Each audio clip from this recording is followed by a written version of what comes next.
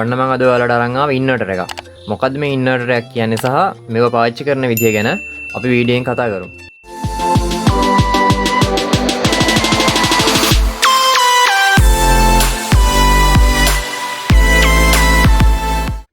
අද වීඩියෝෙන් අපි කතා කරන්නේ ඉන්වර්ටර්ස් ගැන.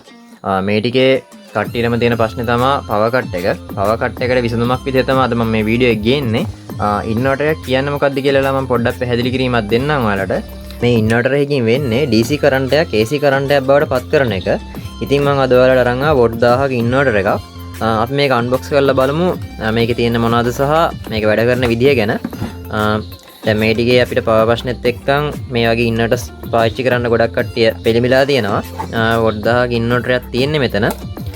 මේ විදිහට අපිට ගත්තාම ඉන්වර්ටර් එක බලා ගන්න පුළුවන්. ඉන්වර්ටර් එකේ බැටරි සප්ලයි එක දෙන පැත්ත සහ ඒකේ ෆෑන්ස් පේන්න තියෙන වෙනම මේ පැත්තේ තියෙනවා මල්ටි චොකට් අවුට්ලට් එකක් ඔන් ඔෆ් ස්විච් එකක් තියෙනවා. ඒ වගේම USB පෝට් දෙකක් දීලා තියෙනවා. මේකේ පේපර් වර්ක්ස් වෙනම තියෙනවා මෙතන අපිට බලා ගන්න. ඊට පස්සේ මේකට අපිට හම්බ වෙනවා බැටරි එකට සම්බන්ධ කරන්න ක්ලිප් සහ මේ පැත්තෙන් ලග් දෙකක් දාලා ඉවරලා ඉන්වර්ටර් එක සම්බන්ධ කරන්න මෙන්න මේ විදිහට අපිට ඕන කරන උපකරණ ටික දීලා තියෙනවා.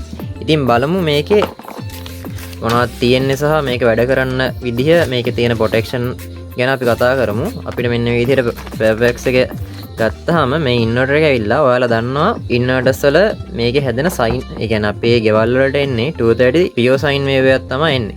ඉතින් මේ ඉන්වර්ටර් එක පියෝ සයින් වේව් එකක් නෙමෙයි ඔයාලට පේන්න තියෙන මේ කෙලින්ම මැනුවල් එකේ දීලා තියෙනවා මොඩිෆයිඩ් සයින් වේව් එකක් තමයි එන්නේ. ඒ කියන්නේ මේකේ සයින් එක මම මේ කෙරවලින් දාන්න යන විදිහ මොඩිෆයිඩ් සයින් වේව් එකක් කියපුවම අපිට සාමාන්‍යයෙන් මේ ඉන්වර්ටර්ස් වලින් වැඩ කරන්න පුළුවන් උපකරණ තියෙනවා බැරි උපකරණ තියෙනවා. සාමාන්‍යයෙන් මොඩිෆයිඩ් සයින් වේව් එකකින් වැඩ කරන්නේ බල්බ් වලට සහ DC කන්වර්ට් කරන උපකරණ වලට තමයි ගොඩක්ම භාවිතා කරන්නේ. ඒ කියන්නේ TV කැසට් බල්බ් ඔය වගේ දේවල් වලට විශේෂයෙන්ම මම මේ කියන්න ඕන මෝටර්ස් වලට භාවිතා කරන්න බෑ. මේක මොඩිෆයිඩ් සයින් වේව් නිසා අපිට මෝටර්ස් භාවිතා කරන්න නම් පියෝ සයින් වේව් එකට යන්න වෙනවා. හරි අද මම මේ කතා කරන්න ගත්තේ මොඩිෆයිඩ් සයින් වේව් ඉන්වර්ටර් එකක් ගැනනේ. හරි අපි බලමු මේකේ මොනවද මේ වොට් 1000 ඉන්වර්ටර් එකේ මොනවද තියෙන්නේ කියලා. ඔයාලට බලා ගන්න පුළුවන් ඉන්පුට් වෝල්ටේජ් එක 12 DC බැටරි එකකින් තමයි අපි මේක දෙන්න 12 බැටරි එකකින් දෙන්න ඕන. ඊට පස්සේ මේකේ යටින් තියෙනවා අපිට බලා ගන්න පුළුවන් ලෝ බැටරි එලාම්. ඒ කියන්නේ 10.5 දී හෝ 11 දී ඊට 10 දී අපිට මේක ලෝ බැටරි වෝල්ටේජ් එකේදී මෙයා ඔටෝමැටිකලි ඕෆ් වෙනවා කියලා තමයි මේ තියෙන්නේ. ඊට පස්සේ තියෙනවා හයි බැටරි ෂට් ඔෆ්. ඒ කියන්නේ 14.5ට වඩා වැඩි වුණොත් මෙයා ඔටෝමැටිකලි ඕෆ් වෙනවා කියලා තියෙනවා. හරි අපි ඊට පස්සේ බලමු මෙයාගේ තියෙන ප්‍රොටෙක්ෂන් මොනවද කියලා. මේකේ බොක්ස් එකේම සඳහන් කරලා දීලා තියෙනවා මෙතනදී low heat ඊට පස්සේ low voltage protection high voltage protection overload protection ඊට පස්සේ තියෙන short circuit protection එක තියෙනවා overheating protection තියෙනවා. ඊට අමතරව USB output තියෙනවා වෙනම. ওই ටික තමයි මේකේ තියෙන්නේ. හරි අපි මේක ගත්තාම මේ ඉන්වර්ටර් එක ගත්තාම අපිට මෙතනින් බලා ගන්න පුළුවන් මේ විදිහට මේ ඉන්වර්ටර් එකට අපිට බැටරි සප්ලයි එක ලබා දෙන්න මෙන්න මේ ක්ලිප් දෙක තියෙනවා. මේකත් අපි සම්බන්ධ කරගමු. මම ඔයාලට මේකට සප්ලයි දීලා පෙන්නන්නම්.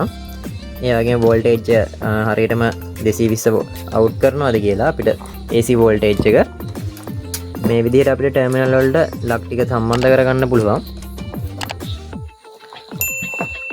ඊට පස්සේ මෙතන තියෙනවා මල්ටි චොකට් අවුට්ලට් එකක්. හරි අපි මෙතනින් බලමු. මම බොක්ස් එක දෙන්නට පැත්තෙන් තියාගන්නවා. හරි මෙයාට අපි බැටරියක් සම්බන්ධ කරලා බලමු කොහොමද මෙයා වැඩ කරන්නේ කියලා. මම මේකට භාවිතා කරනවා UPS බැටරියක් දැනට භාවිතා කරනවා. ඉන්වර්ටර් එක ඔන් කරගන්න සහ මේකෙන් අපි බල්බ් එකක් ඔන් කරලා බලමු. සාමාන්‍යයෙන් ගොඩක් දුරට මම නම් රෙකමන්ඩ් කරන්නේ මේ වගේ මොඩිෆයි සයින් වේව් ඉන්වර්ටර් එකකින් බල්බ් සහ TV වැඩ කරන එක තමයි හොඳම දේ.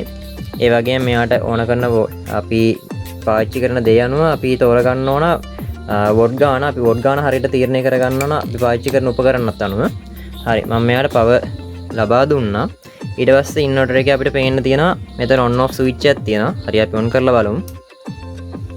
ඔන් කරපු ගමන්ම ඔයාලට දැක්කා රතු පාට බල්බ් එකක් පත් වුණා. ඕම් බලන්න රතු පාට බල්බ් එක පත් වෙලා ටික වෙලාවකින් මේක කොළ පාට වෙනවා. ඒ කියන්නේ මේ කොළ පාට වෙන්නේ ඉන්වර්ටර් එක ස්ටෑන්ඩ් බයි වුණාම. ඒ කියන්නේ මෙතනින් හරියටම අවුට් කරනවා 230 අවුට් කරන නිසා තමයි මෙයා ස්ටෑන්ඩ් බයි වෙන්නේ. මොකක් හරි එරර් එකක් තිබ්බොත් මේව රතු පාටින් තමයි පෙන්නන්නේ. ඒ වගේම අපිට මෙතන USB පෝට් දෙකෙන් 5 වෝල්ට් අවුට් ගන්න පුළුවන්. ෆෝන් ටාච් කරගන්න පුළුවන්. 2 amps අවුට් වෙනවා කියලා දීලා තියෙනවා මේකේ. හරි අපි මේකට බලමු. මම දැනට ඉන්වර්ටර් එක ඔෆ් කරගන්නම්. අපි මේකට බල්බ් එක සම්බන්ධ කරලා බලමු. ඒ වගේම මල්ටිමීටර් එකෙන් බලමු 230ම අවුට් වෙනවද නැද්ද කියලා. හරි අපි දැන් බලන්න යන්නේ මේ ඉන්වර්ටර් එකකින් වෝල්ටේජ් එක කොච්චර අවුට් කරනවද කියලා තමයි බලන්න යන්නේ. අපි මේ විදිහට මල්ටිමීටර් එක සම්බන්ධ කරගමු. හරි මම ඉන්වර්ටර් එක ඔන් කරනවා.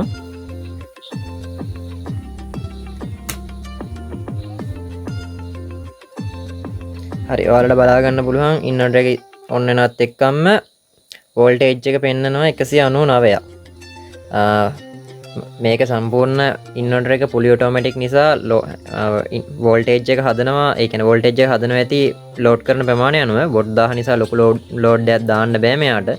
සාමාන්‍ය බල්බ් 10ක් විතර වගේ තමයි ලෝඩ් කරගන්න පුළුවන්. ඒ කියන්නේ ඇම්පියර් 3ක් 4ක් වගේ තමයි සාමාන්‍ය උපරිම. හරි වෝල්ටේජ් එක තියෙනවා 200ක් කියලා අපි ගමු. හරි එතකොට අපි බලමු මෙයාට සාමාන්‍යයෙන් 13 ඇම්පියර් ප්ලග් ටොප් එකක් දෙන්නත් පුළුවන් 5 ඇම්පියර් ප්ලග් ටොප් එකක් ගන්නත් පුළුවන් අපිට. මෙතන මල්ටි ෂොකට් අවුලට් එකක් තියෙන නිසා අපි මෙයාට බල්බ් එකකුත් දීලා බලමු බල්බ් එක ගැස්සෙනවද නැද්ද කියලා ඉවරලා චෙක් කරලා බලමු අපි. හරි මම 13 ඇම්පියර් ප්ලග් ටොප් එකකුත් එක්කම බල්බ් එක සම්බන්ධ කරගත්තා මේ විදිහට. හරි අපි මෙයාට ප්ලග් කරලා බලමු. හරි ඔයාලට බලා ගන්න පුළුවන් කිසිම ගැටලුවක් නැතුව මේ බල්බ් එක දැල්ලෙනවා. හරි ඊළඟට අපි කතා කරමු මේ වගේ උපකරණයක් නිවසට කොහොමද සම්බන්ධ කරගන්නේ කියන.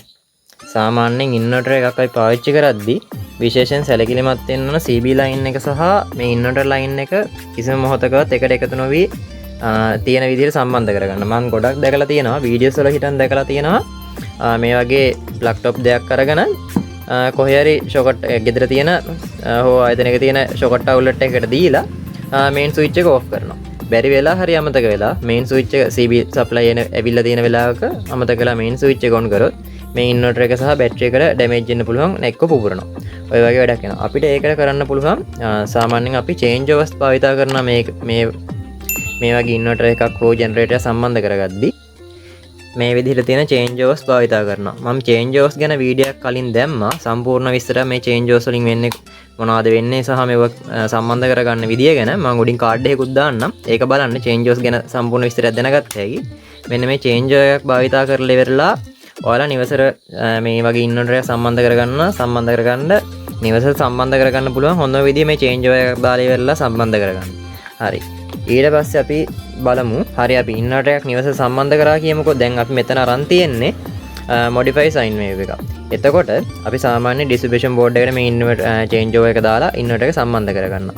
එතකොට මම කලින් කිව්වා මේ ඉන්වර්ටර් එකේ මෝටර්ස් වැඩ කරන්න බෑ කියලා. සාමාන්‍යයෙන් ඔයාලා ගෙදර ඔටෝ වතුර වදින සිස්ටම් එකක් තියෙනවා නම් බැරි වෙලා හරි ටැංකිය වතුර ඉරලා තිබිලා මේ ඉන්වර්ටර් එකෙන් දුවන වෙලාවේ මෝටර ස්ටාර්ට් වෙන්න පුළුවන්. එතකොට අපි කල්පනාකාරී වෙන්න ඕන මේ ඉන්වර්ටර් එක දුවන වෙලාවදී අනිවාර්යෙන් මෝටර එකට දීලා තියෙන MCB එක ඕෆ් කරලා තියාගන්න.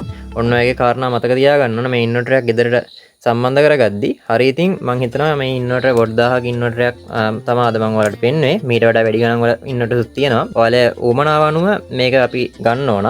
හරි මම හිතනවා ඔයාලට මේ ඉන්වර්ටර්ස් ගැන සහ මේක සම්බන්ධ කරගන්න විදිය ගැන අවබෝධයක් එන්න ඇති කියලා. ඉතින් අදට වීඩියෝ එක මම අවසන් කරනවා. තවත් මේ වගේ අලුත් වීඩියෝ එකකින් හම්බෙමු. සබ්ස්ක්‍රයිබ් කරලා නැත්නම් සබ්ස්ක්‍රයිබ් කරන්න. අලුත් වීඩියෝ එකක් දාපුවම ඉක්මනින් ගන්න බෙල් අයිකන් එක ක්ලික් කරලා තියාගන්න. ඉතින් අපි තවත් අලුත් වීඩියෝ එකකින් හම්බෙමු. හැමෝටම සුබ දවසක්. Thank you.